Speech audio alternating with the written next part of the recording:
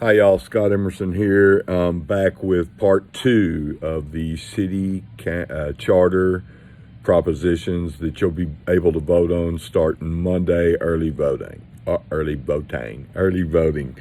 We were at proposition. Let's see. We did through proposition H. We're starting with proposition I. To amend we'll start over. Amending the charter of the city of Big Spring by deleting the disciplinary hearing for city employees. That too, I believe, y'all can correct me if I'm wrong, is required by the state to do. Proposition J, by removing the requirement that city council provide a bond upon being elected to office.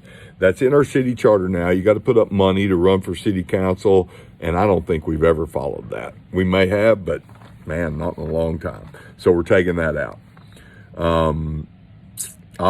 City Proposition K, by establishing October 1st as the beginning of the city's fiscal year. So they start working on the budget in June. They pass it in council in August or September, and it goes into effect October the 1st. I think it's always been that way. We're just putting it in the charter to where it's legal or clarified. Proposition L, to clarify Article 6, city officers and employees by removing redundant language and reorganizing related sections. Okay, so this one and the deleting the disciplinary hearing process for city employees, both of those, HR issues, there's no reason for them to be in city charter. So that's what those two are about. I'm sorry, I'm going to clarify that proposition 1, or I, by deleting the disciplinary hearing process for city employees is because that's an HR thing, and we have a department for that. City Proposition M, to provide for the powers and responsibilities of the mayor and the mayor pro tempore, or the mayor pro tem, or the backup mayor, or the assistant mayor, whatever you want it to be. But if something happens to our mayor, right now the mayor pro tem has no power, according to the charter. But by changing it this way, the mayor pro tem, in the absence of the mayor, something happens,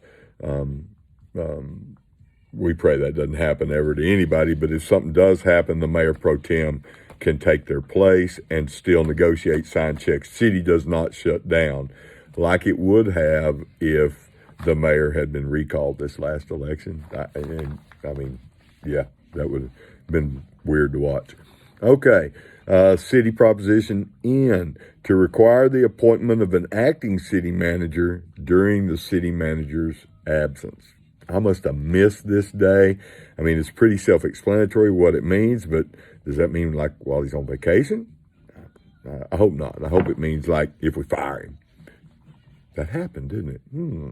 Okay. City Proposition O. But we rehired.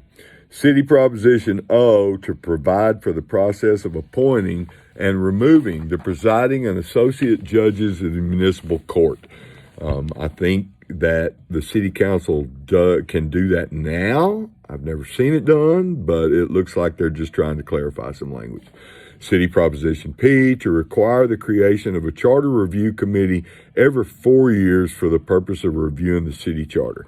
Now, there's going to be lots of times when it has to be every 2 years because of a change of state law or something, but at least every 4 years, that board has to meet, the Charter Review Committee. We haven't had that committee in a long, long time, and this council put it in place.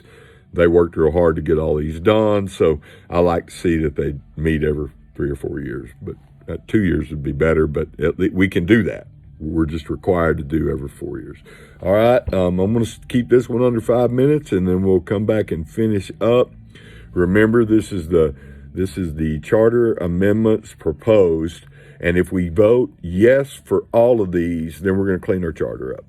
If y'all pick and choose and vote no for some, then the old language has to stay. And that could throw a kink in things. So vote yes. So far, so good. Vote yes. I'll be back with the last one.